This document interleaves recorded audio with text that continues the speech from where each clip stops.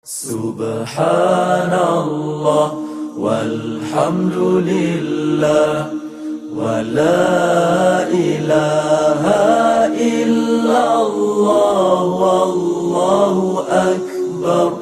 Subhanallah walhamdulillah wa la ilaha illallah wallahu akbar. Innal hamdalillah nahmaduhu wa nasta'inu wa nastaghfiruh wa na'udzubillahi min syururi anfusina wa sayyiati a'malina. Man yahdihillahu fala mudilla lahu wa may yudlil fala hadiyalah. Asyhadu an la ilaha illallah wahdahu la syarikalah wa asyhadu anna Muhammadan abduhu wa rasuluhu la nabiyya ba'dah. Wala haula wala quwwata illa billah wa ba'd.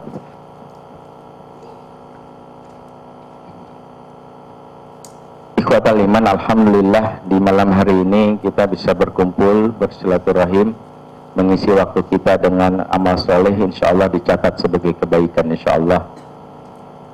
Saya mohon maaf atas keterlambatan sekitar berapa ya, 20 menit lebih ya, dari jam 8 ya, lama menunggu 20 menit ya, tapi nggak ada masalah, menunggu jodoh bertahun-tahun aja sabar insya Allah ya, apalagi cuma 20 menit biasa aja Ustadz gitu ya, kita udah nunggu jodoh sampai bertahun-tahun ya, Ustadz ber 20 menit sih nggak ada masalah, insya Allah ya, nggak ada masalah ya. Ya makanya saya memaklumkan gitu ya, paling terlambat dimaafin lah insya Allah gitu. Yang nggak datang bertahun-tahun aja dimaafin gitu. Ya insya Allah. Alhamdulillah ini yang hadir di sini kayak bawa CV semua. Pembahasan kita memang pembahasan yang mungkin sudah masuk dari beberapa runtutan majelis malam Ahad. Kali ini spesifik bagaimana kita membahas tentang ta'aruf. Kenapa? Karena kita ingin memahami ta'aruf dalam konsep Islam yang benar ya, agar jangan sampai tertipu dengan berbagai macam istilah yang justru akhirnya merusak. Karena salah satu fenomena akhir zaman adalah merancu-rancu istilah ya. Saya fi alannas zamanun yasumun ala syai'in bi ghairi ismuha. Akan datang suatu masa di akhir zaman kata Rasul di mana seseorang namain sesuatu bukan dengan nama aslinya. Seperti khamar disebutnya sekarang alkohol 0% ya. Ya, tapi khamar aslinya. Hakikatnya judi disebut undian berhadiah, kan begitu. Sebenarnya pacaran tapi disebut ta'arufan. Sebenarnya bukan mahram disebut beradik kakak angkat, kan gitu ya. Pas saya ngelihat, ternyata saudaranya berat banget ngangkatnya, gimana sih? Ini juga nggak logis. Jadi ini fenomena akhir zaman. Karena itu kita memahami ta'aruf dalam konsep yang benar supaya kita tahu secara teknisnya bagaimana. Setelah ini bagi yang mau saya bantu nggak ada masalah, nanti difasilitasi oleh Mas Fajri, nanti kita akan bantu bagaimana ta'aruf. Kenapa kita ta'aruf? Karena Rasulullah sendiri yang menganjurkan dalam hadisnya unzur ilaiha fa innahu aqra an yu'dama bainakuma. Rasul mengatakan bahwa lihat dulu. Ketika ada seorang sahabat dengan pede yang mengatakan saya ingin menikah Rasul, saya pengen nikah Rasul, sama siapa? Sama si Fulana gitu, dan saya ingin segera gitu ya, mungkin udah ngebet banget. Maka Rasulullah mengatakan unzur ilaiha. Hadis ini memberitahu bahwa kebetulan memang kenapa sebut lihat dulu, karena ada sesuatu di wajah wanita Madinah ya, karena disebutkan wanita Madinah itu sebagian besar tuh matanya agak juling ya, jadi disuruh lihat dulu ya, jangan-jangan nanti malah itu yang membuat kamu malah nggak nyaman. Dari hadis ini secara hakikat memang berkaitan dengan nazar. Nazar itu maksudnya melihat dari bentuk fisiknya. Tapi karena kita memakai kaidah di sini bahwa tujuannya adalah an yu'dama bainakuma, maka yang membuat supaya langgeng itu ternyata bukan pandangan pertama. Ya, bukan karena kecantikan. Maka perlu ada faktor lain yang membuat langgeng. Maka ta'aruf dalam hakikatnya yang benar bukan mengajak supaya sekedar lihat fisik, tapi juga lihat faktor-faktor yang lain yang membuat supaya pernikahan ini berjalan dengan nilai ibadah. Inilah hakikatnya. Maka jangan sekedar lihat saja secara fisik, ya, karena yang namanya kecantikan itu kan ya akan selalu berubah. Ya, orang cantik nanti juga udah tuanya bakalan jelek juga kan gitu, pasti ya. Nah, kalau sementara orang jelek ya kan jelek juga, makanya makanya kalau dibilang carilah istri yang istiqomah gitu. Dari jelek ke jelek kan istiqomah kan gitu. Ya, kamu istiqomah banget gitu. Ya, awal aku nikahi sampai sekarang nggak pernah cakep nih, itu kan istiqomah gitu. Tapi kalau dari cakep ke jelek itu nggak istiqomah gitu. Padahal ini jadi. Nah, karena itulah pentingnya kita di sini untuk melihat. Nah, karena itu nazar di sini bukan sekedar fisik kalau kita mau melihat dari hakikat tujuannya. Yaitu nazar di sini adalah secara utuh totalitas kepribadian, ya. Apa yang dimiliki oleh calon pasangan itu yang membuat kita bisa merasa bahwa hidup bersama dengan dia ujung-ujungnya adalah bersama di surga. Ya, itu yang pertama. Nah, hadis berikutnya yang menjadi penyebab kenapa harus ta'aruf, karena hadis yang sangat populer, tunkahun nisa ili arba'ah, wanita dinikahi atas 4 hal, tentu juga laki-laki juga atas 4 hal juga. Limaliha wali hasabiha wali jamaliha wali diniha fazfar bidatid din taribat yadak. Ya, wanita itu dinikahi karena 4 hal. Bisa karena hartanya, karena keturunannya, karena kecantikannya, dan karena agamanya. 4 hal ini, maka kata Rasulullah, pilihlah olehmu yang memiliki agama supaya kamu beruntung, ya, supaya kamu tidak menyesal, Maka 4 hal ini menjadi salah satu standar yang mau kita lihat. Tapi dari 4 hal ini, ya, mulai dari kecantikannya, dari harta keturunannya, itu yang paling utama adalah agamanya, ya. Kenapa? Karena hakikatnya dari memilih ta'aruf itu kita harus menyesuaikan dengan tujuan pernikahan. Maka saya ingin katakan bahwa jika kita tujuannya pengen ke Bali, atau maaf yang terdekat di sini misalnya ke Bogor, maka kendaraan yang kita pakai adalah kendaraan yang akan menghantarkan kita ke tujuan tersebut. Nah, itulah kendaraan itu yang kita seleksi. Makanya itulah yang disebut dengan ta'aruf. Apakah pribadi ini, pasangan ini, ya, dia supir ugal-ugalan, ya, yang kalau bawa itu udah nggak inget di mana rem, ya, pokoknya dia hanya ingat pedal gas aja, sama bunyi klakson, sama batu buat ngelempar ada orang di depan, kan gitu doang. Nah, kalau ada supir ugal-ugalan nah begini, insya Allah sampai, ya, sampai kuburan, kan gitu, ya. Iya kan gitu, dia nggak sampai tujuan pernikahan yang awalnya, maksudnya tujuan yang awal ke Bogor malah ke rumah sakit Bogor. Nah, ini yang bahaya. Karena itu tugas kita adalah mengenal dulu tujuannya apa, sehingga dari ta'aruf itu kita mencari yang kira-kira mencapai dari tujuan pernikahan. Apa tujuan pernikahan? Ada 4. Ya, pertama disebutkan di dalam ayat surat Ar-Rum ayat 21 nih. Bagi yang sering hadir di majelis nikah, insya Allah sudah hafal ayat ini di luar kepala. Ya, wa min ayati an khalaqalakum min anfusikum azwajal litaskunu ilaiha wa ja'ala bainakum mawaddata wa rahmah.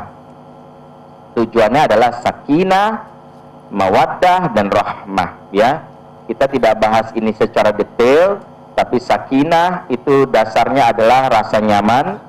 Ya, dimana makna sakinah itu salah satunya adalah nyaman secara psikis, tentram, dan membuat betah. Makanya sakinah itu bermula dengan akar kata sakan.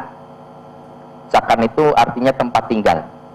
Artinya keluarga sakinah itu adalah yang betah berada di tempat tinggal, ya. Makanya dalam Quran sebutkan waja'ala bainakum waja'ala buyutakum sakana lahum. Kami jadikan rumahmu menjadi tempat yang betah berada dalamnya. Jadi sakinah itu artinya betah. Makanya ciri keluarga sakinah adalah yang suami selalu pengen pulang. Ya, kalau di kantor selalu melirik jam dinding, ini jam rusak kayaknya. Tadi jam tuh jam 1 terus, nih baterainya kayaknya nih gitu. Kalau selalu melirik jam dinding pengen pulang tuh tanda masih sakinah.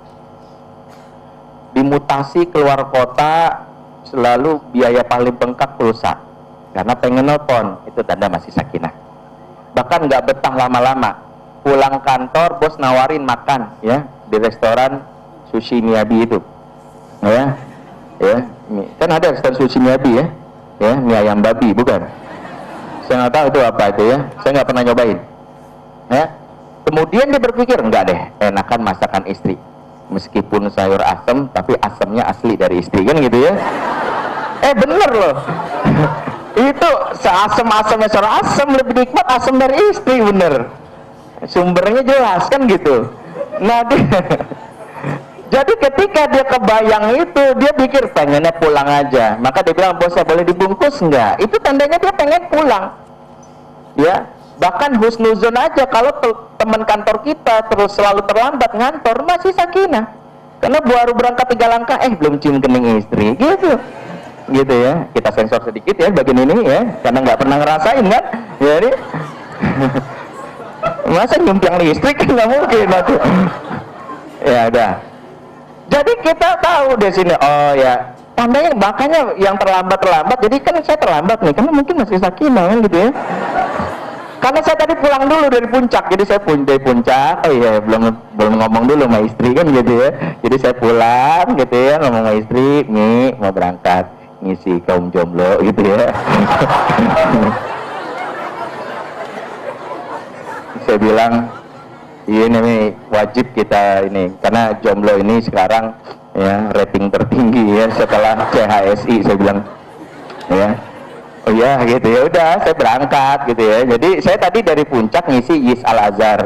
Sebagian peserta saya cerita, inilah ada yang minta nebeng pulang. Ustaz nebeng pulang. Sebelum enggak, acara kamu di sana. Nah, saya pulang dulu ke rumah gitu ya. Ke rumah, ya kenapa? Terus kembali masih. Jadi saya terlambat itu mudah-mudahan curiganya karena masih sakinah kan gitu ya. Jadi gitu, sakinah adalah membuat magnet orang pengen pulang. Ya. Jadi kalau misalnya betah lembur itu nggak sakinah, ya senang banget di akal gini, nggak lupa gitu, nah itu nggak sakinah, ya. Jadi sakinah itu magnet pengen pulang, bukan karena rumahnya dipasangi AC setiap 3 langkah, bukan. Itu hanya ada di toko Toshiba itu, yang sebenarnya itu setiap 3 langkah tuh ada AC-nya. Ini juga nih kan gitu ya, bukan karena itu, tapi karena ada sesuatu yang dirindukan. Ya, itu sakinah. Ya makanya Bang Toib itu nggak sakinah ya. Karena udah 3 kali lebaran nggak pulang-pulang. Ntar kita hitung lebaran besok pulang apa enggak. Sakinah. Yang kedua mawaddah. Mawaddah itu yang disebut oleh para ulama bergairah. Bergairah yang di salah satu kesimpulannya dia tertarik secara fisik. Sehingga ciri keluarga mawaddah adalah memandang pasangan itu adalah tertarik gitu ya, jadi pengen nempel terus. Jadi kalau ternyata memandang pasangan godul basor gitu, itu bukan mawad. Sama suami godul basor ini, kan saya istri soleha, ustadz enggak, sama suami wajib melotot. Wah, terus istri di dapur, suami nempel di dapur gitu, itu namanya mawaddah, selalu pengen nempel ya, selalu pengen bersentuhan, itu mawaddah. Berikutnya rahmah, kasih sayang, maknanya saling mencintai. Jadi cintanya tidak bertepuk sebelah tangan ya. Kalau bertepuk sebelah tangan biasanya itu tepukan di atas bis yang lagi padat, satu lagi kan megang gantungan ya, itu yang bertepuk sebelah tangan kayak gitu. Lalu 3, yang keempat, tujuan hakikinya adalah barokah. Barokah itu disebutkan dalam hadis ini riwayat Imam Ahmad. Sejatinya dulu orang Arab kalau ada majelis nikah mendoakannya dan kalimat birrifa iwal banin, semoga kalian rukun dan banyak anak. Ini doa jahiliyah, jangan dilakukan lagi, karena Rasulullah ketika mendengar doa ini diminta diganti, karena doa yang benar barakallahu laka wa baraka alaika wa jama'a bainakuma fi khairin ya. Ini sering doain orang, mudah-mudahan doanya balik lagi ke kalian semua ya. Ya, sama siapa nggak tahu. Ya. Jadi berkah. Jadi barokah maknanya adalah ziyadatul khair, bertambahnya kebaikan. Maknanya banyak, salah satunya adalah bertambahnya kebaikan. Maka suatu pernikahan itu bersama pasangan makin baik, ya, justru bukan masih makin terperosok, makin baik.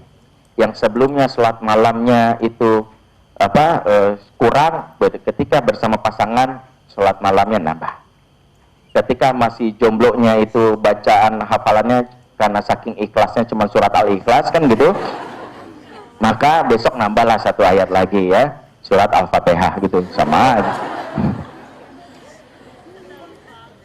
Jadi empat tujuan pernikahan ini hanya bisa diraih dengan ta'aruf. Dengan ta'aruf. Cuma perlu digarisbawahi bahwa ta'aruf itu bukan satu-satunya jalan. Ta'aruf itu bukan satu-satunya jalan dengan nanti akan kita bahas. Karena bisa jadi ada yang tidak pakai model ta'aruf. Ya, dia sudah kenal dari berbagai macam kabar niat nikah ya. Kalau yang pernah ikut kajian saya beberapa bulan yang lalu ya, saat saya masih kurus waktu itu, saya ingat banget beratnya masih bawah 60 gitu. Saya pernah ngisi di sini dalam berat yang stabil. Nah itu, ya. Kalau sekarang entah timbangannya rusak atau apa saya nggak tahu. Nah itu saya ingat saya pernah bilang bahwa sejatinya pernikahan itu punya beberapa tujuan mulia, ya. Ya mungkin panitia bisa menampilkan kapan-kapan slide-nya lagi. Jadi nanti mudah-mudahan saya usul bahwa materi dari Majelis Malam Ahad ini bisa jadikan satu buku, ya, yang akan di-share tulisannya kepada yang rutin hadir ya, nanti kita akan berikan mulai dari awal materinya sudah pantaskah aku menikah sampai di jalan Allah aku menikah, itu kita akan bahas itu. Nah itu saya sebutkan ada orang yang menikah tidak butuh ta'aruf, nggak ada masalah. Sebagaimana Rasulullah melihat ada seorang sahabiah yang nangis karena ditinggal suaminya, maka Rasulullah menghibur yang mengatakan, maukah kamu menjadi istriku? Kan simple, baru nangis langsung dihibur gitu. Makanya sering-seringnya nangis pinggir jalan, kali aja ada ustadz lewat, nangis gitu ya. Terus dikasih recehan gitu, ada kembaliannya enggak, kan repot gitu. Enggak ya, maksudnya Rasulullah pernah melakukan itu, dan Rasulullah nggak berpikir gini, boleh minta CV-nya enggak? Ya nanti kita tukeran CV terus kita taruh, nggak begitu. Termasuk Rasulullah nikah sama Aisyah juga nggak pakai model taruh yang kita kenal dengan sekarang. Nikah sama Aisyah sudah langsung lamar, tidak pakai proses taruh, tidak duduk di suatu majelis terus difasilitasi Abu Bakar terus silakan Rasul memperkenalkan diri, gini nggak ada. Nama Muhammad, pekerjaan Nabi, nggak ada. Nggak ada memang gitu. Terus gimana visinya? Nggak ada, memang langsung nikah. Makanya saya bilang bahwa ada beberapa model pernikahan yang kali ini kita bahas tentang satu jalan, salah satu jalan taruh. Tapi bukan berarti ini satu-satunya jalan. Ya, dijodohkan saja bisa jadi ya, dari kecil jodohkan sudah dia berpikir ini bagian dari ibadah kepada Allah, menyenangkan hati orang tua, menikah selesai, khalas. Menyenangkan hati orang tua, membahagiakan pasangan, bisa jadi itu jadi jalan yang benar. Tapi sedikit yang merasakan ini sebagai sebuah jalan. Karena itu ta'aruflah yang kita coba pahami sebagai salah satu jalan. Ya. Nah, yang ingin saya katakan ta'aruf lagi-lagi bukan pacaran. Ya, tadi jangan terjebak dengan istilah. Ya, apapun istilahnya, kalau yang namanya Ustadz saya kan nggak pacaran, cuman ta'arufan. Cuman supaya kita makin akrab, ya saya janjian malam ini nonton Annabelle. Ya. Kan gitu ya. Saya ingin tahu aja dia itu menyeramkan mana sama Annabelle-nya kan gitu ya. Terus besok apa? Besok nonton Cherry Bell gitu ya tuh. Besok lagi lagu Jingle Bell, udah banyak aja pokoknya. Jadi kalau dia sudah melakukan ini, maka dia terjebak. Enggak, kita Ustadz nggak pacaran. Saya pernah ada yang datang suatu hari dengan berdalih, enggak Ustadz kita cuma ta'arufan. Saya bilang justru di dalam Quran nggak ada larangan pacaran, nggak ada ayatnya wala tapacaronu, itu nggak ada. Cari aja kalau nggak percaya. Yang diharamkan itu kan pertama adalah berkhalwat. Ya, yang diharamkan adalah berikhtilat. hati yang kotor, bersentuhan, memandang dengan nafsu dan sebagainya, itu diharamkan. Maka konteksnya kalaupun mau pacaran, saya bilang, apalagi ada istilah yang baru dari Dignas, pacaran sehat itu. Saya repot nih pacaran sambil berlari berapa kilometer. Setelah itu harus diet, sehat kan gitu banget ya. Saya juga nggak tahu. Ya. Dan itulah yang akhirnya ditipulah kita dengan berbagai macam istilah. Maka ta'aruf lagi-lagi tetap ada syariat, ya, yang mengikat, ya, dan tidak bisa ditipu dengan berbagai macam istilah.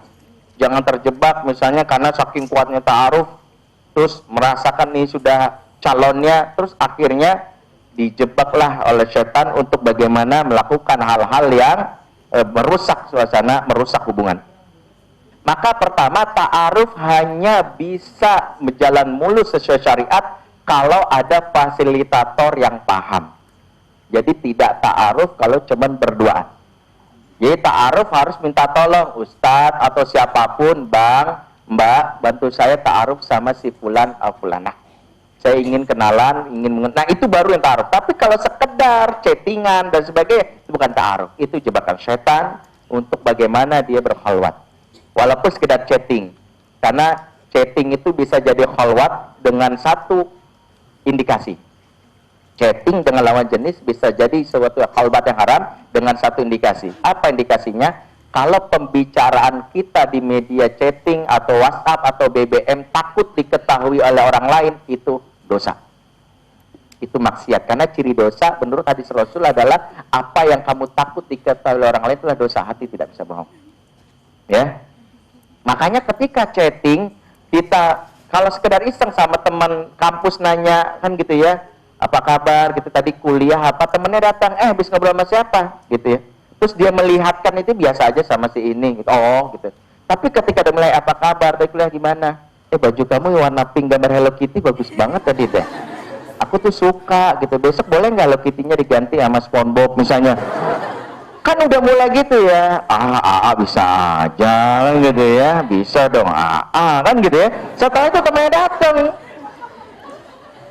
datang kemudian lagi chatting langsung di close, di end chat, maka itu hawa. Sederhana sekali. Jadi kalau tiba-tiba teman datang lagi sama bicara sama ikhwah siapa, bahkan SMS yang kita takut diketahui, dan itulah tuh.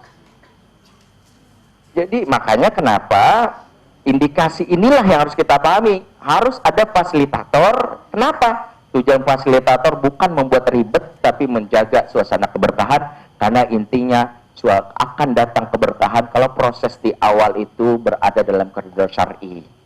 Jadi jangan sampai membawa baju kotor, pakaian kotor, dan tanda kutip yang kotor-kotoran ke dalam rumah tangga yang baru. Ya kita ingin semuanya bersih. Sehingga jangan sampai banyak hal yang berkaitan ketidakberkahan itu mulailah akan menjadi pengganjal dalam relasi pasutri dan termasuk dengan anak. Tiba-tiba mulai emosian, mulai gampang marah dan sebagainya. Jadi lagi-lagi proses di awal terjaganya kesucian pernikahan, prosesnya mempengaruhi juga bagaimana keberkahan rumah tangga. Ya, keberkahan rumah tangga.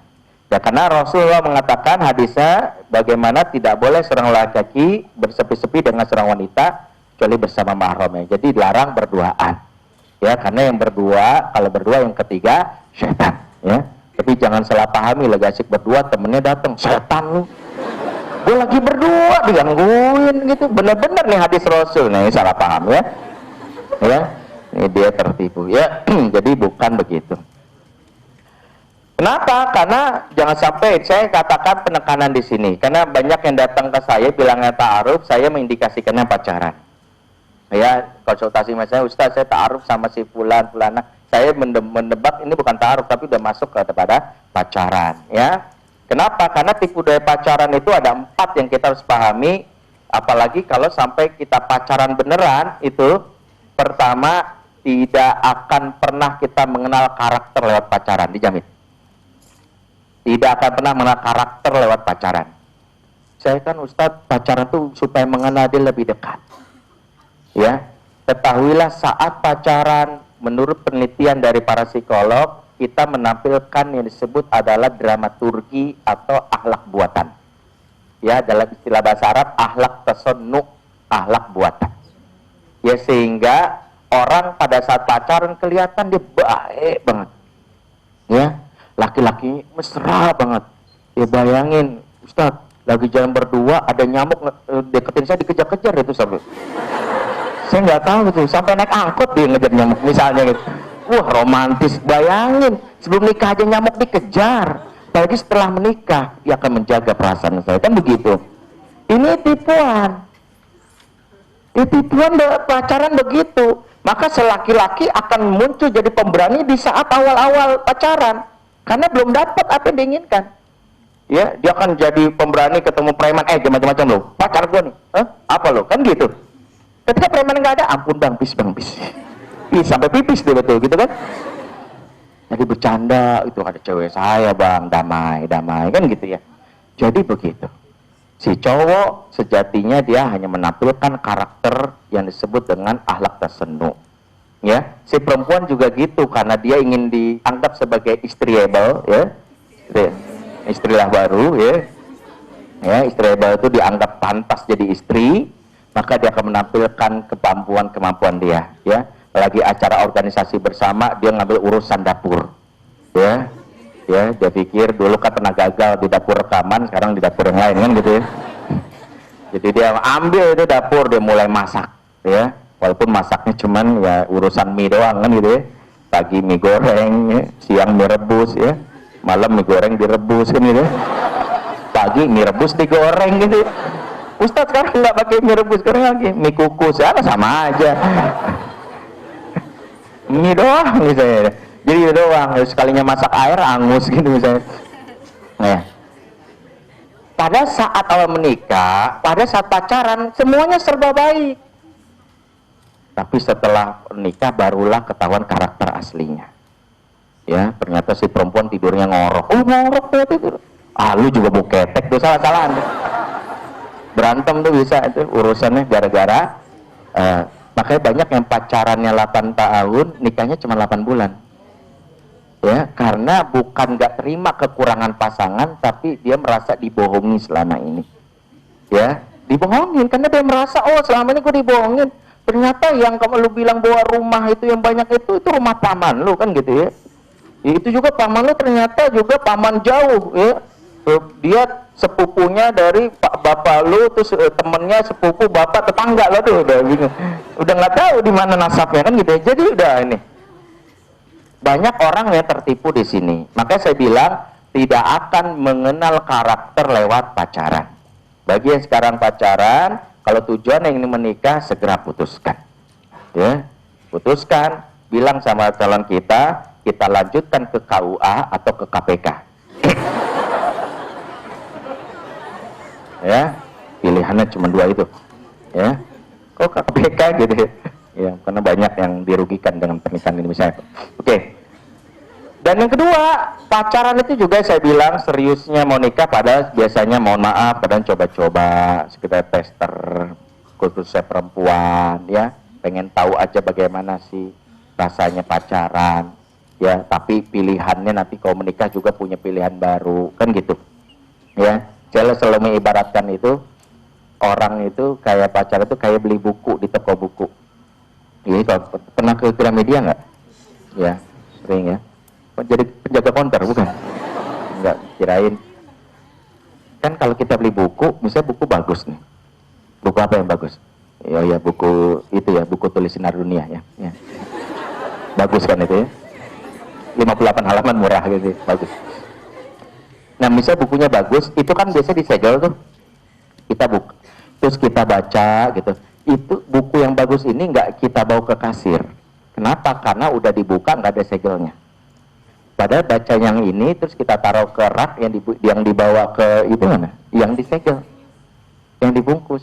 Makanya realita pacaran adalah pacaran sama dia, nikahnya sama temennya. Sakitnya tuh di sini. Saya paham rasanya gitu ya. Karena memang begitu, dia ini sama dia, tapi makanya kenapa? Persis kayak kita beli jeruk, bang jeruknya manis, bang manis ya sih nggak mungkin bohong, coba manis. Yang dibawa pulang tuh yang mana, bukan dicobain ini. Saya nggak bilang, manis bang, bawa bang, ini nggak mungkin gitu. Padahal kan dicobain yang ini. Kenapa yang pulang yang ono? Kan logikanya begitu. Ya, itulah logikanya pacaran begitu. Dia cenderung coba, tapi nanti pas nikah orang lain yang nikahin. Nah, inilah yang terjadi. Berikutnya merasa memiliki pada statusnya nggak jelas. Ingat, pacaran itu nggak punya kekuatan hukum tetap. Karena nggak ada komisi urusan pacaran nasional tuh nggak ada. Makanya nggak bisa ngadu, Pak Hakim pacar saya selingkuh. Sholat kata hakim. Tapi kita udah persembahnya di bawah pontoge, bodoh amat kata hakim. Terus derita lu kan gitu ya. Jadi ketika kita bilang ini nggak bisa ngadu, nggak bisa apa-apa, makanya saya boleh katakan maaf gitu ya. Pacaran selingkuh itu wajar nggak kan tetap. Dalam pengertian wajar itu adalah kita nggak bisa mengikat dia. Sementara mohon maaf, kalau ada yang nikah, ada yang selingkuh atau apa, kita bisa minta Allah melaknat si fulan atau fulanah pasangan itu, atau minta hakim untuk menengahi itu. Ya, jadi nggak ada. Jadi jangan merasa memiliki, ya, dengan sudah merasa dia memanggilnya, ya, hei papa, pipi, mimi gitu. Setelah putus manggilnya duda, jandaan gitu ya. Karena udah dulunya waktu pacaran udah terlanjur manggil papa mama kan gitu ya. Iya, manggil papa mama. Lebih ngaco deh, hey ay, hey beb, ini ayam dan bebek kan gitu ya. Ya satu ay, beb gitu, ini bahaya lagi kalau saya bilang, ya nikah ini manusia apa bukan nih kan gitu. Makanya nggak ada. Berikutnya yang keempat, pacar itu bilangnya, tapi gara-gara pacar saya bang, saya di kampus IPK terancam kumlot. Iya, sombong gitu. Saya ngajarin matematika meremeh 100, lah gitu. Gimana ceritanya? Pakai joki kan gitu. Ada kasus kayak gini, ada orang merasa termotivasi dengan pacaran, dengan pasangannya gitu. Ini jebakan. Karena motivasi yang dibangun atas hubungan yang tidak halal itu tidak ada keberkahan. Ketika putus maka rasa sakitnya luar biasa.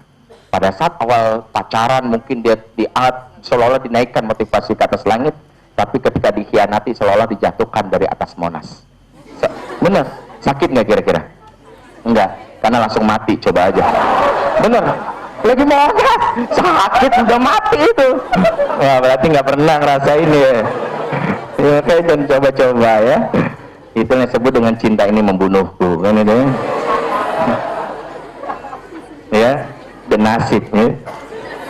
Iya, dan nasib namanya. 4 hal ini itu adalah tipu daya pacaran. Maka siapa yang memutuskan pacaran semengenal dia hanya tertipu, khususnya perempuan ya, yang perasaannya dominan, berharapnya banyak ya, dipuji dikit langsung kelepak-kelepek gitu ya. Ya, soalnya inilah salah satu yang ayat. Oke. Karena itu mari kita melihat untuk tujuan ta'aruf itu supaya udah jam 9 ya. Sampai jam berapa kita? Setengah 10. Oke. Di sini nggak ada tempat nginap ya. Mohon maaf, akal ini bukan tempat nginap ya. Jadi silakan pulang ke rumah masing-masing ya. Karena mudah-mudahan rumah memang di rumah ada siapa nunggu, nggak ada ya. Iya, saya lupa. Kalau saya kan ada ya nunggu. Berarti saya harus pulang cepat ya. Oke. Oke, tujuan ta'aruf dari 4 hal tadi. Ya, tadi apa? Pertama, kecantikannya, apalagi hartanya, apalagi keturunannya, sama terakhir agamanya. Khusus harta dan kecantikan itu kita butuh waktu, nggak perlu lama. Sekilas, memang orang bisa mengakurasi cantik itu sampai bertahun-tahun. Sampai dia datangkan gitu dari SNI, Standar Nasional Indonesia gitu. Menurut Bapak dia layak nggak disebut cantik ya? Kalau layak tolong dikasih label gitu. Kan nggak mungkin ya.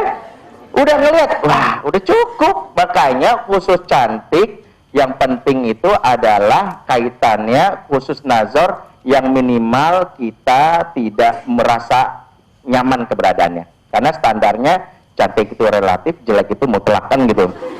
Ini kan udah kita pahami. Artinya yang penting kita nyaman sama dia, jangan dipaksakan. Karena ada orang yang memaksakan diri akhirnya nggak sanggup di sini. Ya contoh, Ini dialami oleh Habibah atau Jamilah. Ini riwayatnya beda-beda. Istri dari Sabit bin Qais. Beliau yang melakukan khulu pertama, padahal suaminya dikenal adalah abid, ahli ibadah.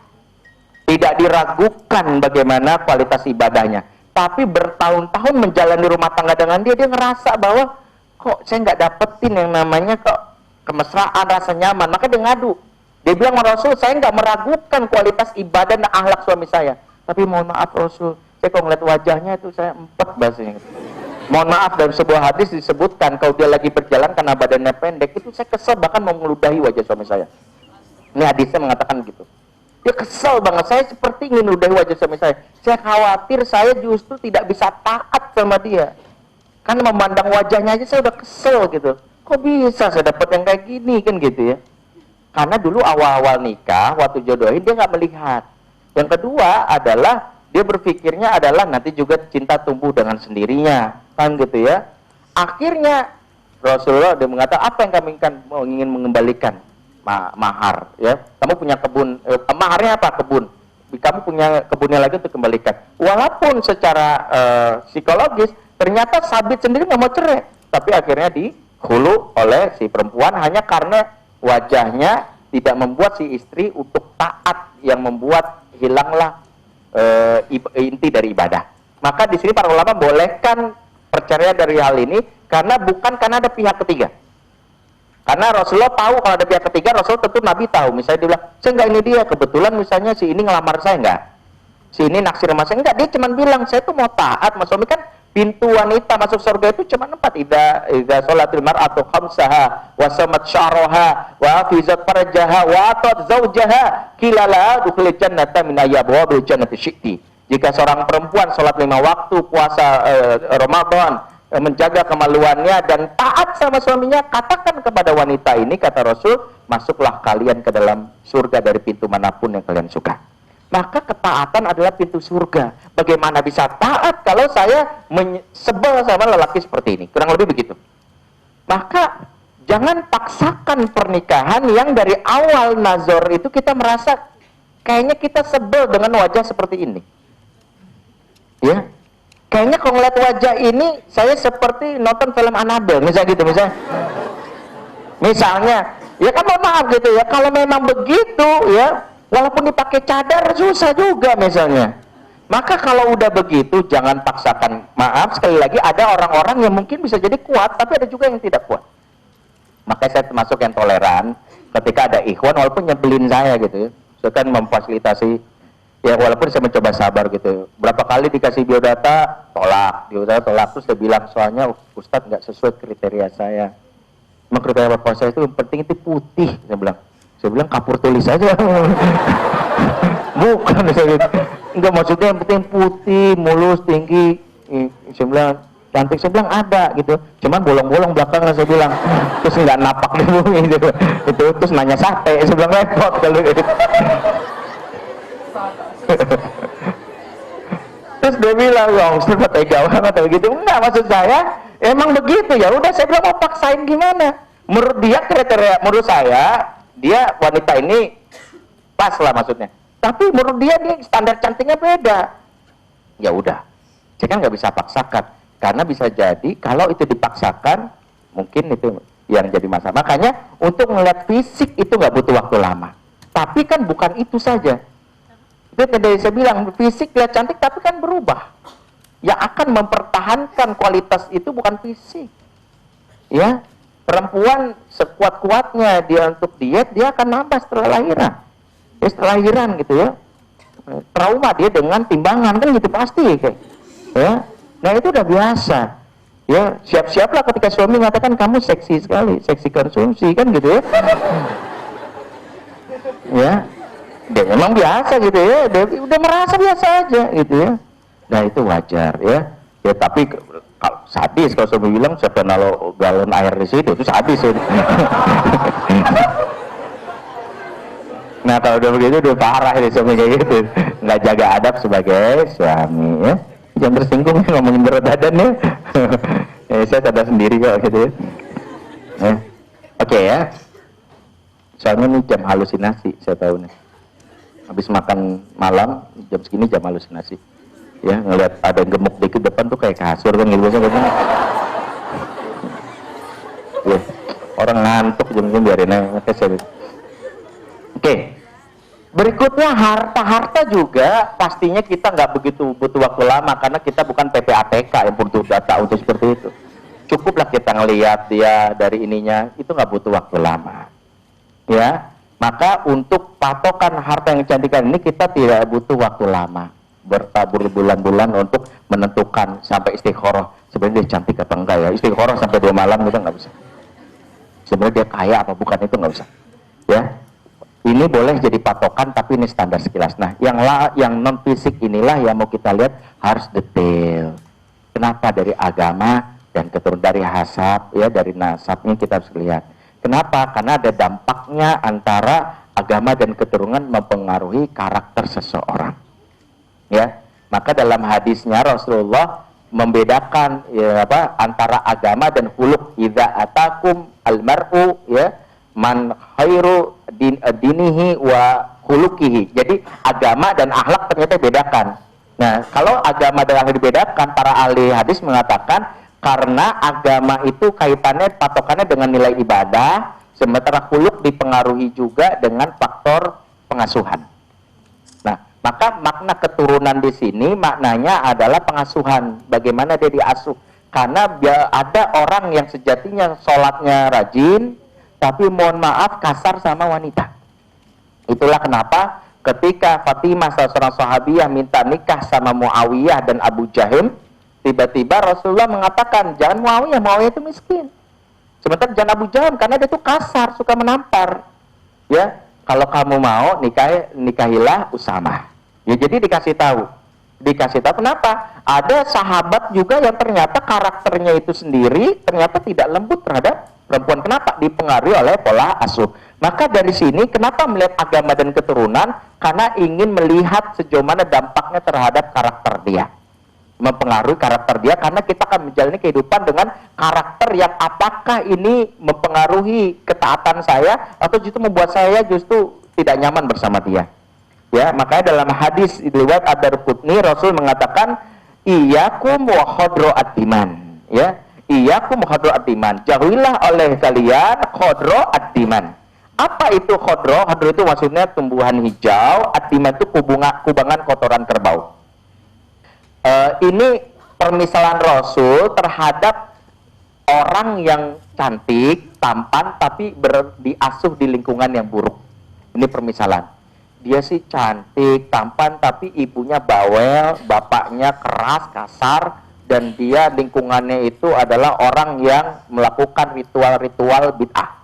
Ya, saya khawatir itu mempengaruhinya. Rasulullah memberikan petunjuk, ini jangan diabaikan. Maka kata Rasul, iya aku mohon adiman, kalian hati-hati. Ya, karena biar bagaimana walaupun dia rajin sholat dan sebagainya, nanti muncul tuh karakter asli dia. Ingat, karakter itu dipengaruhi di umur 0 sampai 15 tahun pertama kali manusia tumbuh. Dia diasuh di siapa, itulah mempengaruhinya. Karena itu kita belajar dari sini. Ya, bagaimana melihat agamanya? Nah, berarti pertama kita lihat agamanya. Pertama, untuk melihat agama calon pasangan kita, lihat siapa temannya. Ya, ar-rajulu ala dini khalilihi falyanzur ahadukum man yukhalil. Agama seseorang tergantung siapa temannya, maka lihatlah kepada siapa dia berteman. Ya, siapa teman terbaiknya dia, itulah mempengaruhi agama dia. Maka walaupun dia ahli ibadah, lihat dulu, mungkin dia ngaku-ngaku, tapi mohon maaf, teman-temannya siapa aja ya. Definisi teman khalil itu 3. Baru sebut teman, jangan sampai dianggap ini teman saya, sebenarnya belum sampai khalil. Khalil itu definisinya 3 menurut Umar. Pertama, sudah pernah mabit bersama. Sudah pernah mabit, ya, nginap bersama. Kedua, sudah pernah safar, berjalan jauh. Ya, misalnya sempat ke Jogja di kereta, ke Singapura, itu namanya khalil, ya. Yang ketiga, pernah muamalah khusus urusan dirham, maksudnya urusan uang, sempat pinjam meminjam. Nah, itulah yang disebut dengan khalil. Nah, lihat siapa orang yang dekat dia, itulah mempengaruhi karakternya dia. Ya, Maka kalau kita lihat dia sih sebenarnya baik, tapi ngeliat temennya ternyata dia kalau pulang kerja lebih banyak nongkrong di tempat fitness, ya. Terus dia lebih banyak nongkrong di kafe gitu ya. Itu salah satu yang harus kita pengaruhi juga. Inilah sejatinya agamanya dia. Ya. Berikutnya lihat referensi dia juga dalam masalah buku-buku bacaannya dia. Karena mempengaruhi juga. Buku-buku bacaan dia mempengaruhi juga bagaimana ini dia. Makanya kalau ta'aruf tanya bacanya buku apa aja, ya. Terus dia cerita saya nggak bisa baca, terus Nabi dong, Nabi juga nggak bisa baca gitu. Hebat nih orang itu. Jadi dia tanya referensi bukunya. Terus kalau dia aktif di Twitter, lihat apa yang dia follow. Itu mempengaruhi juga. Karena apa yang dia follow menunjukkan referensi apa ininya dia. Ya, kalau dia follow akun-akun yang maaf yang nggak ada kaitannya, ini karakter dia. Jadi dari situ, ya pertama berarti lihat apa siapa temennya, oke ya. Berarti kedua lihat referensi buku bacaannya. Ini sebagai panduan, nggak saya tulis di sini. Yang ketiga lihat apa tadi? Ya di Twitter itu follow siapa? Ya kecuali kalau dia memang yang pakai sistem seruduk follow. Seruduk follow siapa aja juga di follow kan gitu ya. Ya. Seruduk follow mah siapa juga di follow gitu. Tapi kalau sejatinya kalau dia bukan yang sepakat dengan seruduk follow, maka itu menunjukkan referensi ya. Apakah yang di follow itu ulama? Apakah di follow? Kalau di follow itu ada lebih banyak artis, politisi, ini bola, atlet bola, maka kita akan bisa menebak itulah sejatinya kehidupan dia lebih banyak dalam urusan yang sifatnya mubah, dalam urusan yang sifatnya sia-sia. Ya, itu ya jadi kita bisa lihat ya sebagai patokan untuk melihat agamanya dia. Ya. Jadi jangan tertipu sekilas dengan sekadar ibadah atau sekadar aktivitas harian dia. Itu bisa kita compare dengan di organisasi mana dia aktif. Ya, dia aktif di pejuang subuh, mudah-mudahan dia rajin bangun di pagi hari ya dalam sholat subuh. Itu di sisi agama. Lantas melihat keturunannya. Jadi agama itu mempengaruhi juga tabiat dia. Ya, barulah kita lihat keturunannya. Ya. Jadi pas ta'aruf lihat keturunannya. Karena kita akan berhadapan dengan orang yang akan bersama kita insya Allah sampai maut datang menjemput sampai di surga bahkan. Kalau insya Allah pernikahannya diberkahi. Karena itu jangan sampai menggadaikan umur kita itu untuk pernikahan yang kita justru menyesal. Ya, untuk tahu berarti mengenal siapa orang tuanya. Berikutnya mengenal pola asuh dalam keluarganya. Bagaimana kedekatan dia dengan ibu dan ayah juga dilihat. Pertama, jika seorang dekat dengan ibu, maka jiwanya cenderung empatik dan peka. Khusus kalau akhwat ingin melihat suami yang peduli sama perempuan, tanya bagaimana hubungan dia dengan ibunya atau dengan kakak perempuannya. Ya, atau dengan adik perempuannya. Karena kalau dia tidak dekat dengan yang mahramnya, itu mempengaruhi juga sikap dia sama istri. Karena awal seorang laki-laki cerdas secara emosional adalah dimulai dari rasa nyaman dimiliki dapat dari ibu. Makanya dia akan menjadi mengenal, dia tahu namanya sedih. Lelaki yang tidak dekat dengan ibunya, tidak pernah diasuh sama ibunya, akan menjadi lelaki yang cenderung cenderung egois. Ya, istri lagi nangis gitu, kamu kenapa gitu ya? Ini tadi aku habis nonton CHS gitu ya. Enggak, itu mah biasa ya. Yang lain misalnya dia habis kehilangan uang gitu, misalnya laptop rusak dan sebagainya. Oh, suaminya cuma bilang oh doang terus jalan lagi. Padahal air mata sudah sampai 2 ember itu disiapkan. Ya, suaminya cuek aja. Mohon maaf karena memang dia seperti itu. Ya, jadi dia karakternya seperti itu. Dia ngempati dan berikutnya, kalau dekat dengan ayah, menjadi pribadi yang tegas dan logis, berani bahkan. Anak laki-laki tidak dekat dengan ayah, ya cenderung menjadi feminim, ya makanya jadi feminim, ya dia cenderungnya ngomongnya banyak dan cepat, ya cepet gendut gitu. Ya terus dia juga ngomongnya juga dibilang dia inilah bisa dibilang nggak bisa gayanya agak gemulai. Kenapa? Karena dia tidak punya sosok ayah. Yang berikutnya dia ragu-ragu dalam mengambil keputusan. Ya, itu yang disebut dengan fenomena father hunger. Ya, daddy thirsty istilahnya. Ya, laki-laki tadi saya baru ngisi tadi pagi seminar tentang pendidikan anak laki-laki. Saya katakan bahwa penelitian dari BKKBN dari Profesor Henny mengatakan 75% karakter anak SD sekarang kebenci-bencian. Ini penelitian beliau, karakternya kebenci-bencian. Salah satunya karena tidak ada sosok ayah di rumah. Ya, sehingga salah satu software yang Allah berikan ke laki-laki adalah Al-Qawam. Al-Qawam itu software yang Allah berikan dari kecil, fitrahnya itu adalah seperti itu. Ya, ar-rijalu qawwamuna 'ala nisa bima faddalallahu ba'dahum 'ala ba'd. Ada nama Al-Qawam. Tapi karena tidak ada stimulan ayah, akhirnya dia tidak muncul qawamnya. Ya, karena memang laki-laki dan perempuan itu Allah ciptakan berbeda. Laisa dzakaru kal unta, kata Allah. Laki-laki tidak sama dengan perempuan. Ya, secara konsep otaknya aja berbeda. Ya, kalau perempuan SMS panjang-panjang terus dijawab suami, oke, ini sip. Emang begitu. Nanti kita akan memahami kalau suami kita misalnya di jalan sebegitu, maafkanlah dia memang begitu. Terus jadinya laki-laki. Jangan bermimpi akan dibalas panjang gitu sama suami, udah SMS panjang-panjang terus dibalas, terima kasih sayang atas SMS-nya yang begitu menggoda jiwa.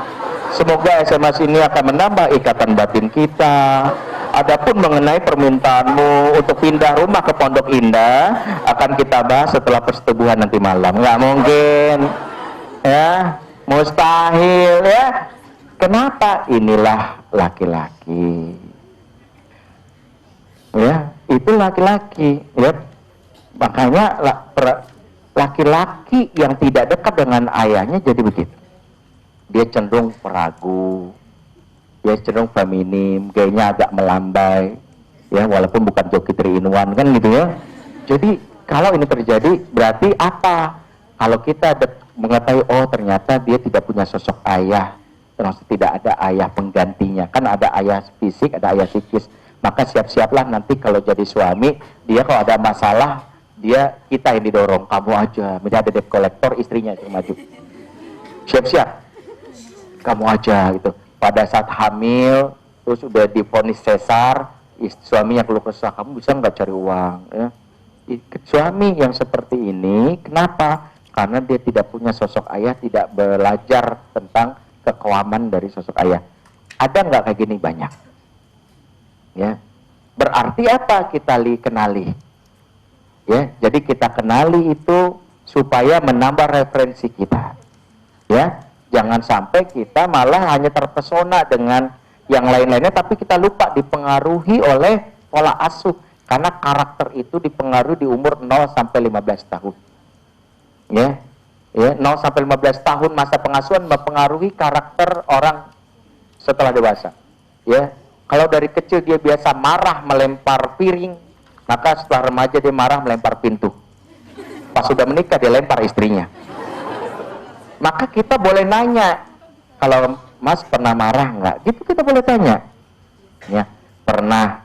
Kapan terakhir marah? Boleh kita tanyakan. Tadi pagi. Marah sama siapa? Sama supir angkot. Kenapa Mas marah? Soalnya dia nanya-nanya mulu. Saya nggak suka orang nanya-nanya. Udah diem. Ya.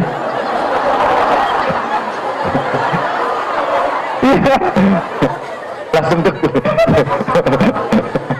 Siap-siap gue dilempar gitu.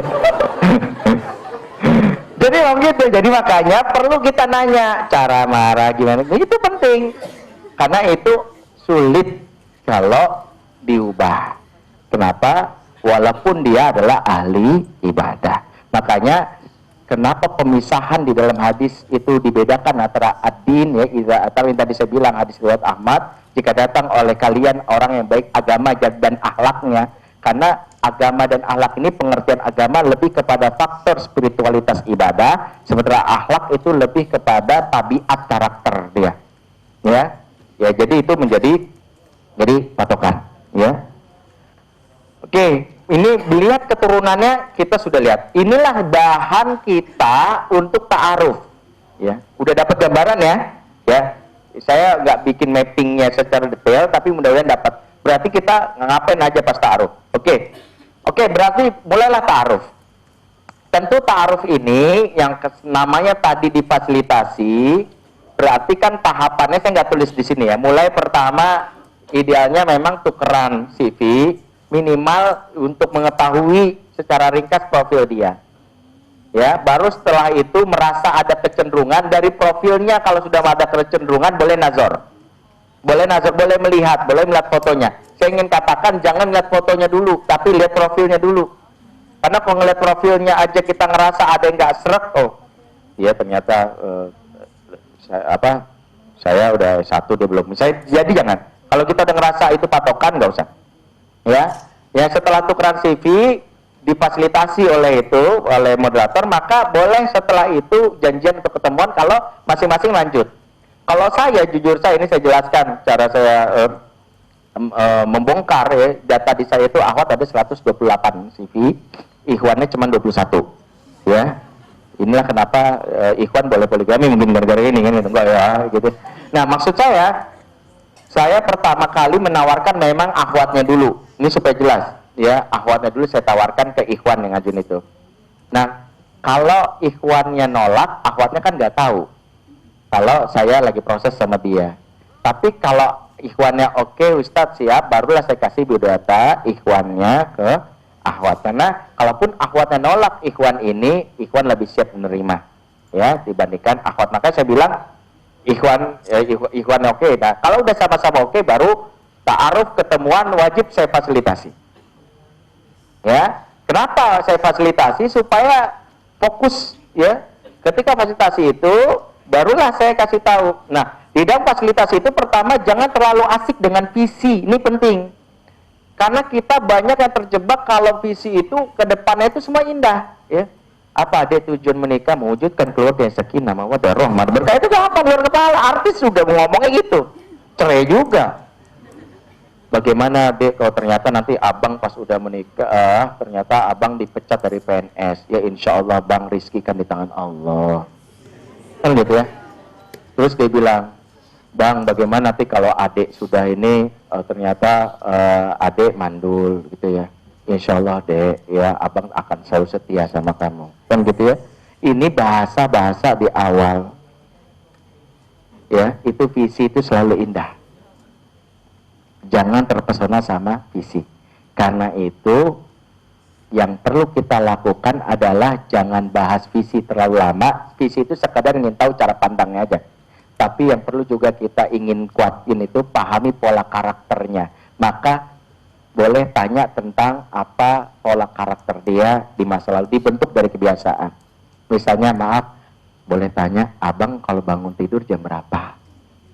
Ya kadang-kadang ya mohon maaf, ini kan bisa kita tanya ya, misalnya dia ya kadang-kadang pas azan ya, lebih seringnya jam setengah 6, jam 6 kan bisa gitu ya. Ya bang bangun subuh aja susah apalagi bangun rumah tangga, kan gitu ya.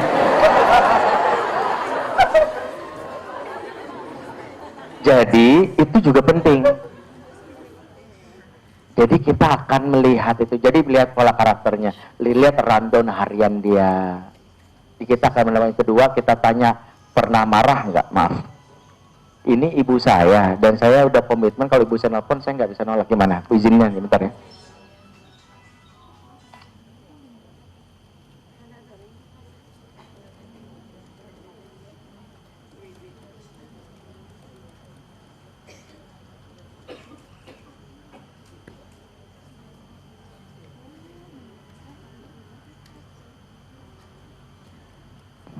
Oke, sebentar lagi ya.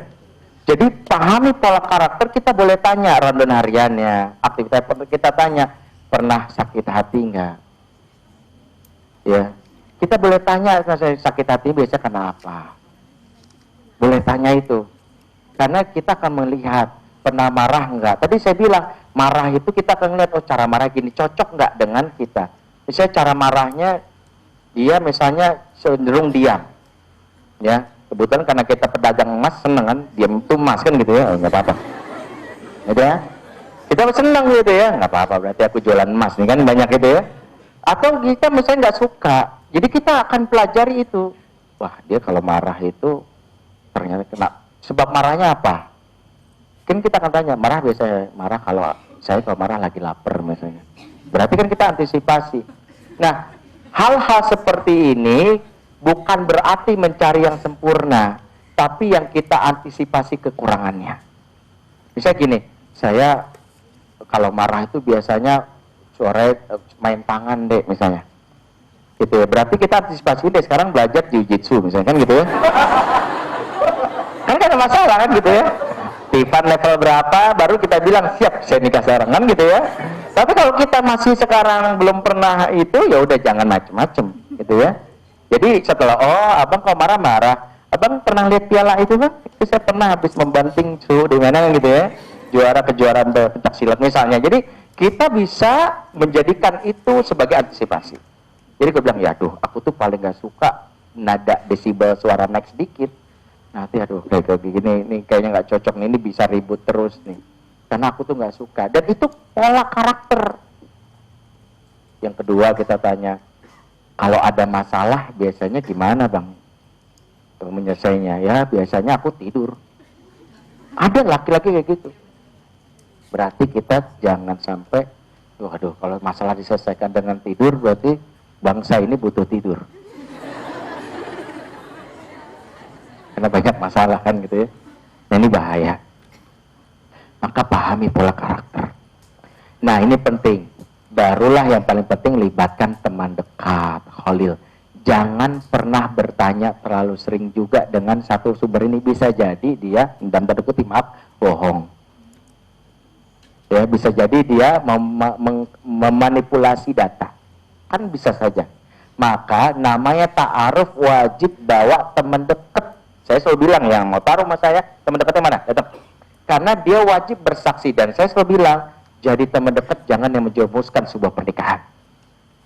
Kenapa? Karena dia bilang disebutkan semua kebaikannya, keburukan nggak ada. Dia ini belum pernah sekali laki sebaik dia. Subhanallah, kalau saya jadi cewek itu saya jadi mau jadi istrinya kali. Dinikahin yang keempat kalinya juga nggak apa-apa. Belum pernah saya lihat. Ini lebay. Dia mau nggak mau kita bilang karena mungkin dia malu, maka perlu kita minta maaf. Boleh nggak saya minta tolong ustadz misalnya fasilitator? Karena jangan nanya langsung, apalagi WhatsApp entar malah dia yang diincer kan gitu ya. Ya awalnya sama dia malah sama temennya jadian, ini bahaya kan gitu. Maka yang terjadi apalah ustadz boleh nggak nanyain ke dia karakter? Karena wajib dan seorang yang mengetahui karakter si fulan ini wajib memberitahu. Bukan untuk menjelek-jelekan, dia hanya menceritakan apa pengalaman dia dan dengan dia. Dan ingat kita hanya menerima kabar tentang itu dari siapa? Dari orang pernah mengalami 3 hal. Mabit bersama dia, safar bersama dia, dan muamalah bersama dia. Di luar ini bisa jadi cuma prasangka doang. Misalnya, saya tuh pernah nih orangnya nyebelin gini-gini. Pernah mabit enggak? Pernah safar enggak? Pernah ini enggak? Berarti jangan. Karena bisa jadi saat itu dia lagi lelah, dia saat lagi ini itu wajar salah. Ya, berarti pas mabit yang orang begini, berarti kita tanya kan? Maka syarat orang itu adalah kita tanya. Maka kalau bukan teman dekatnya siapa? Enggak ada teman dekat, berarti keluarga dekatnya, entah adiknya, entah orang tuanya. Kita wajib tahu, ya, karena kita akan tanya gimana dia kesehariannya. Ya, aktivitasnya gimana, dan kita harus tanya. Dan bagi orang ditanya ini wajib jujur, karena dia akan bertanggung jawab kalau rumah tangga ini rusak karena dia memberi data palsu. Ya, contoh Rasulullah tadi saya contohkan ketika Fatimah ingin menikah, salah seorang sahabiah namanya Fatimah, dia ingin menikah, maka dia nanya sama Rasulullah, saya ingin menikah, dilamar oleh Muawiyah, satu lagi oleh Abu Jahim. Maka Rasulullah katakan jangan Muawiyah. Rasulullah maaf menyebutkan aibnya mau tidak mau. Muawiyah itu orangnya miskin. Dia sulit, dia enggak ini. Aib disebutin. Ya. Kalau Abu Jahim, maaf, Abu Jahim itu kasar, suka nampar. Makanya dibilang enggak cocok, makanya disebutin kamu nikah saja sama Usama. Karena Rasul tahu di karakter kamu ini cocoknya sama Usama. Itu juga jadi beban sebenarnya buat saya. Kalau saya memilih enggak sembarangan. Maksudnya saya juga mikir ini kira-kira cocok atau enggak. Siapapun yang jadi fasilitator nggak sembarangan, udah yang penting ikhwan. Salah udah, masih untung ada yang mau, bukan begitu. Kalau dia terjadi apa-apa bahaya. Ya, bukan yang penting ikhwan, enggak, yang penting udah nih ada akhwat mau mantem, bukan begitu. Hina banget seolah-olah kita.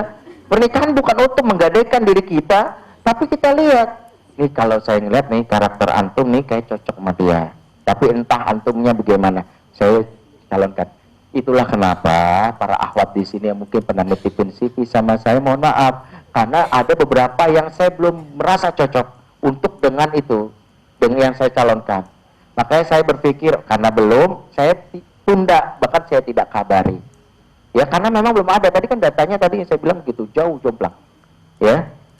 Dan nanti insya Allah KKI, APOA bikin divisi khusus untuk masalah ta'aruf. Ya, nanti ada kita mencoba agak sedikit ilmiah dan database-nya kita coba kuatin.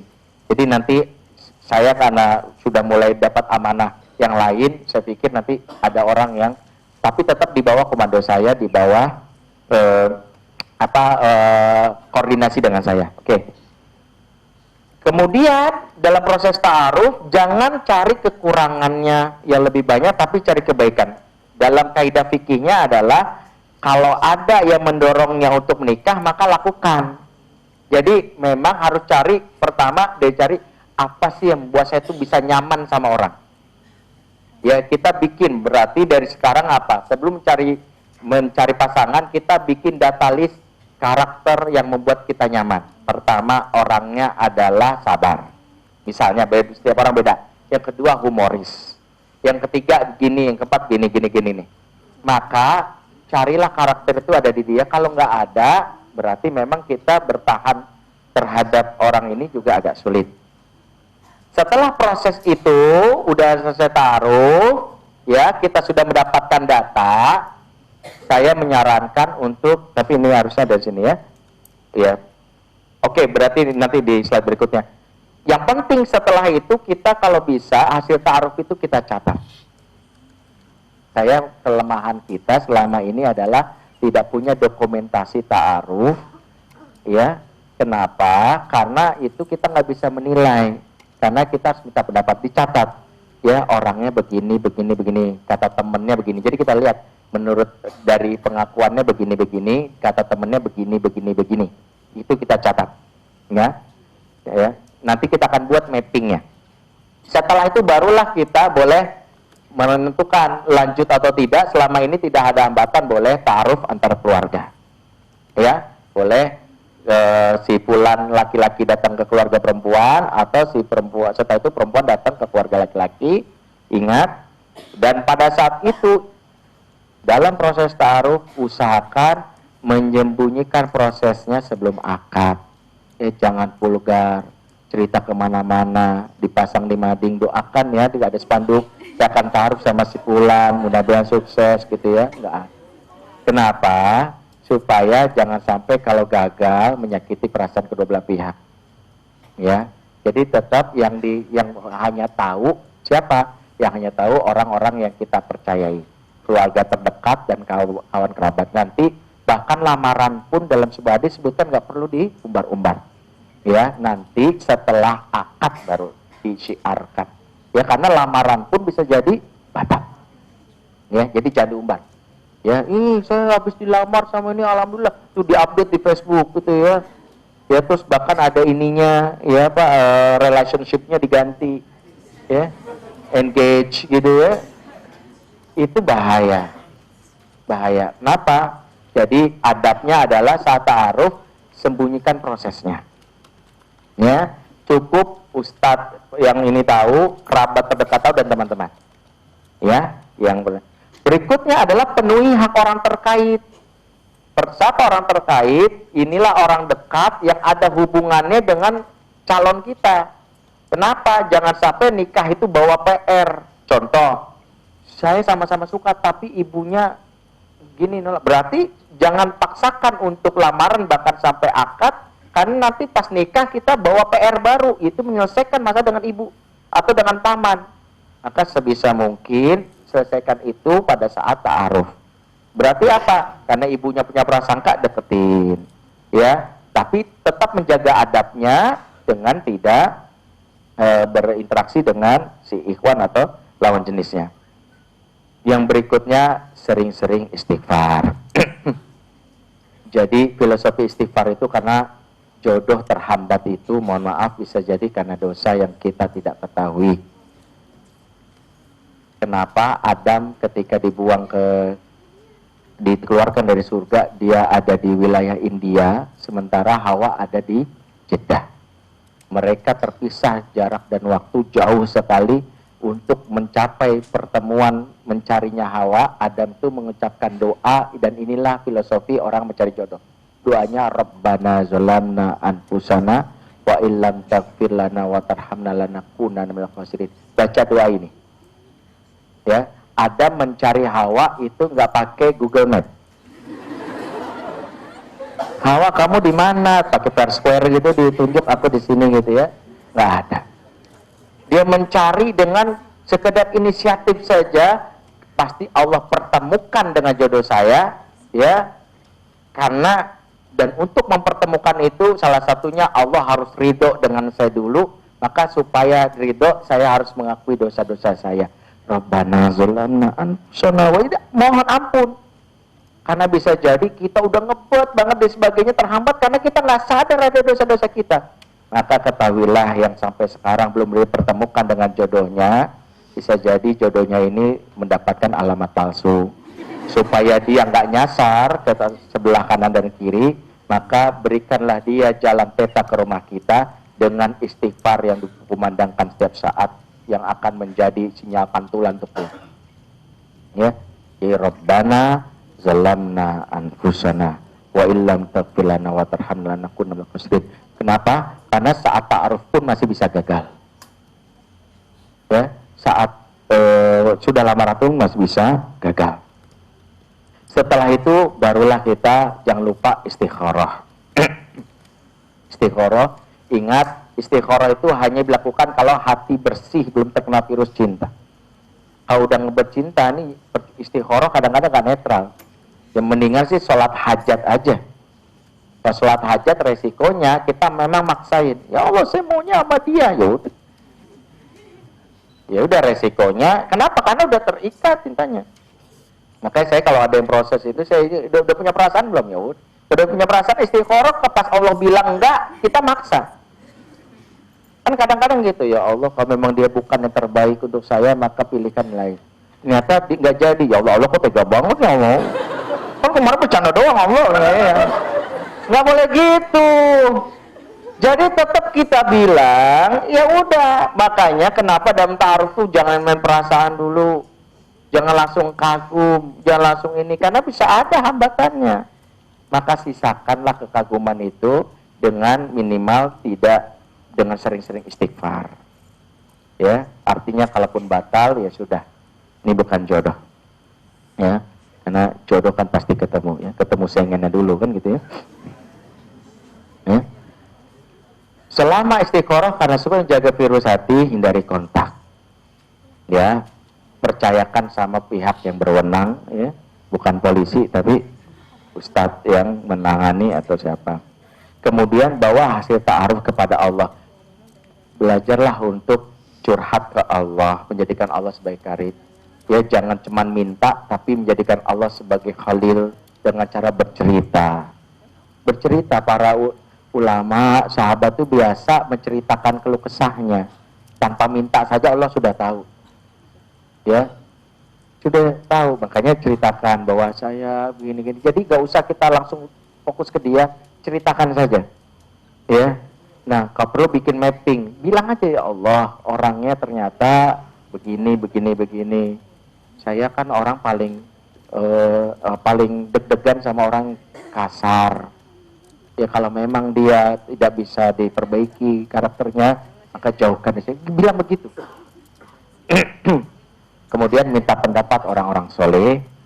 Berikutnya adalah proses istikharah ini juga nggak usah terburu-buru, tapi juga jangan menunda-nunda. Proses yang namanya ta'aruf tidak perlu istijal, ya. Tapi juga jangan ditunda-tunda. Yang penting ada progresnya, ya. Oke. Ngajakan makan malam kali ya, bukan. 10 menit lagi tanya jawab. Oke, lanjut. Nah, akhir. Nah, ini yang saya bilang, tujuan ta'aruf itu cuma ngumpulin data. Karena kita belajar ta'aruf ini agak ilmiah dikit. Ya, karena itu bikin mappingnya begini. Mappingnya itu seperti SWOT. Ya, bikinlah apa kekuatan dia, apa kelemahan dia, apa ancaman di luarnya, dan apa challenge perilaku dari luarnya. Itu yang perlu kita, apa opportunity-nya. Misalnya dia sekarang kuliah, berpeluang dia untuk ini, itu opportunity. Kita bikin itu, dan kita kadang nggak mau melakukan ini. Kenapa? Misalnya gini, ada karakter dia yang misalnya kita benci banget. Misalnya dia itu orangnya adalah kita misalnya ada akhwat yang paling gak suka sama ikhwan yang bau, ya. Pas ta'aruf aja saya nutup hidung, misalnya gitu ya. Nah, kan ada yang begitu, tapi kan kita bisa lihat baunya ini bisa dikomparasi, bisa disubstitusi nggak dengan kebaikan yang baik. Misalnya dia bau jarang mandi, ternyata hafiz Quran 30 juz. Mungkin gara-gara ya sering ngapalin jarang mandi kan gitu, jadi kita berhusnuzon gitu ya. Oh pantas aja dia jarang mandi karena sering ngapalin Quran gitu ya. Ya kan kita bisa, oh nih, jadi ada kompensasinya. Nah maka cari yang mengikat. Inilah saya bilang bikin pointernya, bikin pointer. Maka gini, yang paling penting saat ta'aruf bikin datanya itu pointer karakter yang paling disuka nomor 10 apa?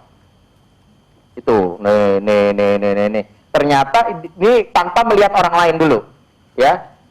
Pas di ta'aruf karakter paling suka misalnya adalah sabar, nih karakter tertinggi misalnya, ya. Ternyata dia bukannya kalau dilihat kurang sabar, ya. Berarti dia nggak dapat poin 10. Ternyata ada karakter ketiga yang saya suka, dia humoris misalnya, dia humoris, berarti dia poin ketiga. Nah berikutnya karakter yang paling dibenci dari orang tanpa melihat siapapun. Saya paling nggak suka ini nomor 1, saya paling trauma sama orang yang suka nampar. Yang kedua saya ini, sampai yang terakhir paling nggak suka yang bisa tolerir misalnya orang ngaret, ya orang ini. Berarti kan kita bisa itu ukur itu. Nah ketika kita dapat data itu, kita bisa melihat ternyata paling kita nggak sukai ada di dia, dan yang paling disukai ada di dia. Itu yang kita bandingkan. Itu yang kenapa saya bilang perlu membuat data list kebutuhan kita berdasarkan skala poin. Ya, penting karena kita ingin ini berpikirnya ta'aruf agak ilmiah.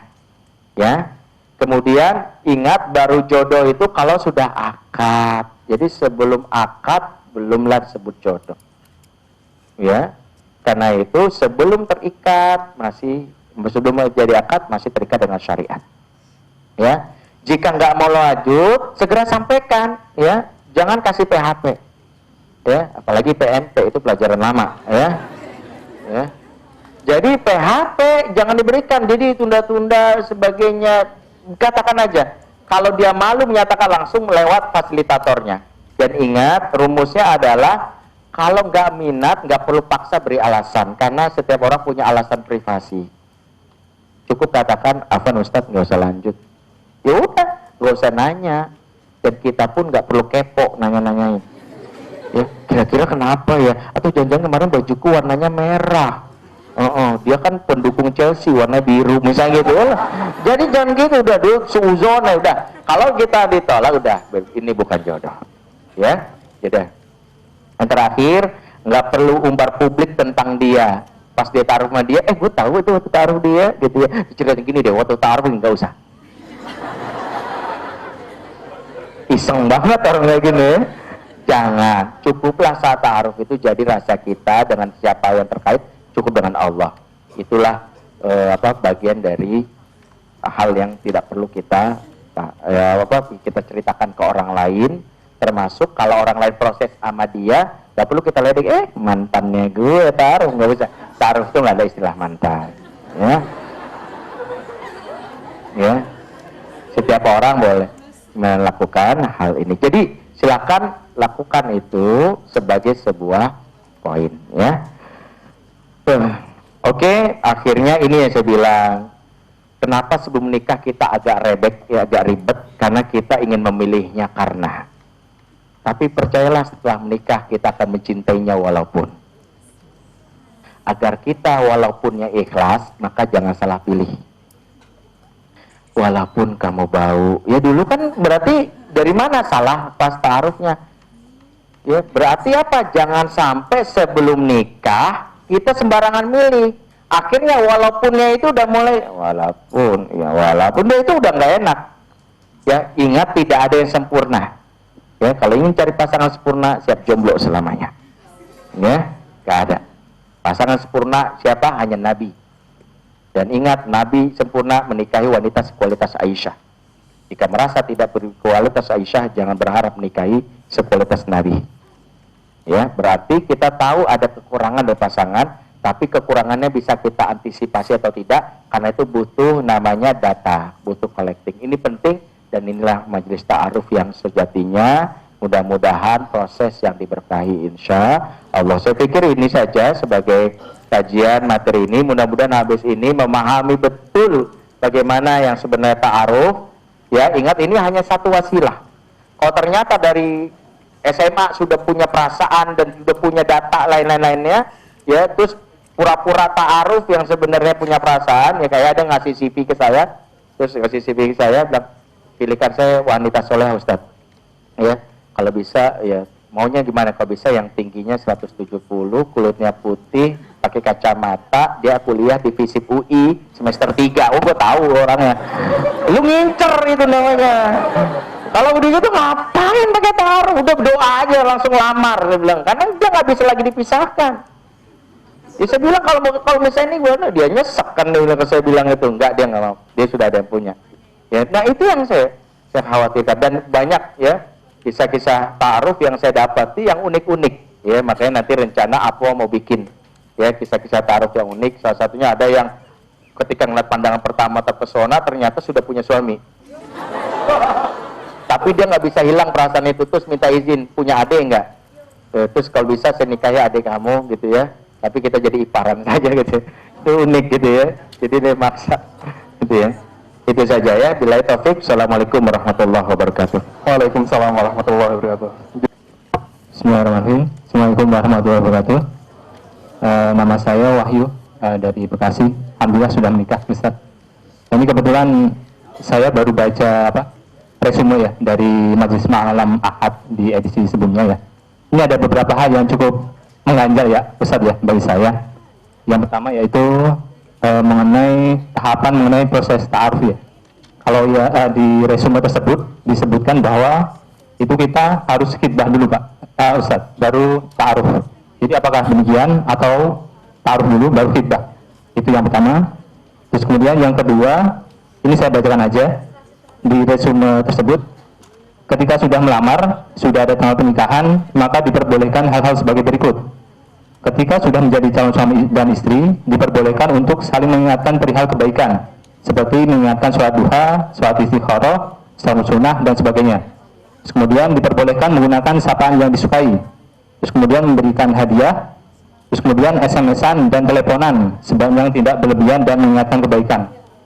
Yang tidak boleh ada berkhawat karena no khawat before akad. Ini minta pendapat Ustadz aja, apakah memang demikian ada pada ta'aruf itu atau tidak demikian. Jazakallahu khair. Sekian, wassalamualaikum warahmatullahi wabarakatuh. Waalaikumsalam warahmatullahi wabarakatuh. Saya belum menemukan pendapat yang khitbah dulu baru ta'aruf. Ya, karena Rasulullah sendiri hadis yang unzur ilaiha itu awalnya adalah karena dia mau ngelamar. Makanya disuruh lihat dulu. Ya, berarti makna nazar di sini adalah ta'aruf dulu. Baru kamu lamar langsung akad. Karena kalau sudah khitbah berarti sudah setengah dari perjalanannya. Pas ta'aruf ternyata nggak disukai, sakitlah perasaan dari pasangan, khususnya akhwat yang ternyata di proses itu dia dibatalkan pas baru ketahuan gitu. Maka khitbah itu adalah puncak dari ta'aruf.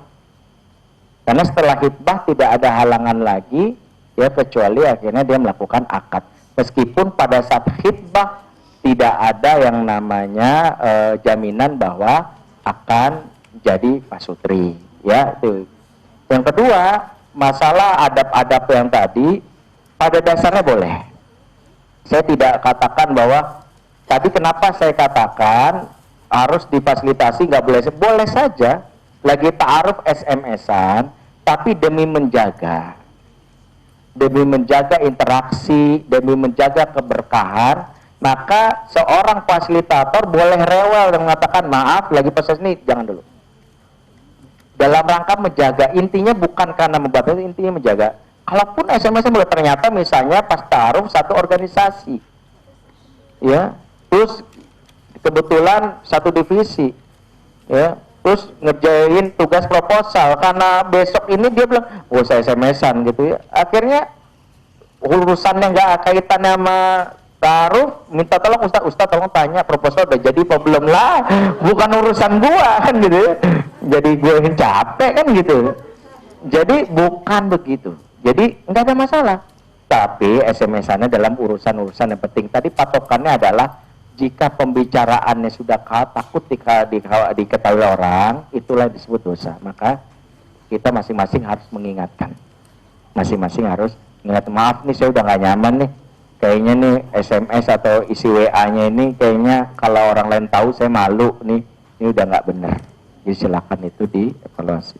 Wallahu a'lam bishawab. Silakan akhwatnya. Bismillahirrahmanirrahim. Saya Fitri dari Tebet. Saya mau bertanya, kebetulan tadi kan Ustadz sebutkan bahwa ta'aruf itu tidak harus dari murabi atau Ustadz. Kebetulan skenario Allah mempertemukan saya dengan calon saya lewat orang-orang yang saya cintai, di mana kakak dan ibu saya itu ibunya dia bersahabat. Kami ingin jadi saya bertanya, secara syar'i jarak antara ta'aruf, khitbah ke walimah itu berapa lama?